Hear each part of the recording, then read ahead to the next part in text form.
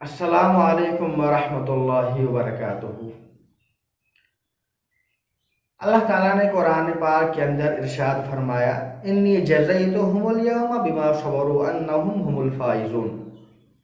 मैंने मुमिनीन को आज के दिन जन्नत दी इस वजह से कि उन्होंने दुनिया के अंदर सब्र किया और यही लोग कामयाब हैं।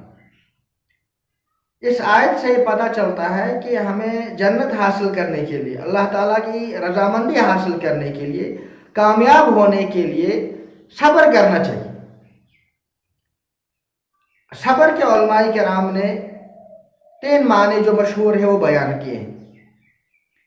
एक है सब्र अला तौ, यानी नेक काम करना, नमाज पढ़ना, रोज़े रखना, ज़कात देना, तिलावत करना, जिक्र और अज़कार करना, दुरूद पाक पढ़ना, इसको सब्र अला तौ कहते हैं। और एक है सब्र अनिल मासिया, यानी अपने आप को नाफरमानी से बचाना, मसलन झूठ से, ग़ीबत से, बुरी बातों से अपने आप को बचाना, इसको सब्र अनिल मासिया बोलते हैं। और एक है सब्र अलल मुसीबा, यानी जब कभी आदमी को मुसीबत आ जाती है तो उस वक़्त सब्र करना, उस वक़्त ज़बान से कोई ऐसा लफ्ज़ नहीं निकलना चाहिए जिससे अल्लाह और अल्लाह के रसूल सल्लल्लाहु अलैहि वसल्लम की नाफरमानी होती। अल्लाह ताला ने कुरान पाक के अंदर इरशाद फरमाया है, इन्नल्लाह मअस साबिरीन, अल्लाह जो है वो साबिरीन के साथ है, और जिसके साथ अल्लाह ताला हो वो कभी नाकाम नहीं हो सकता है।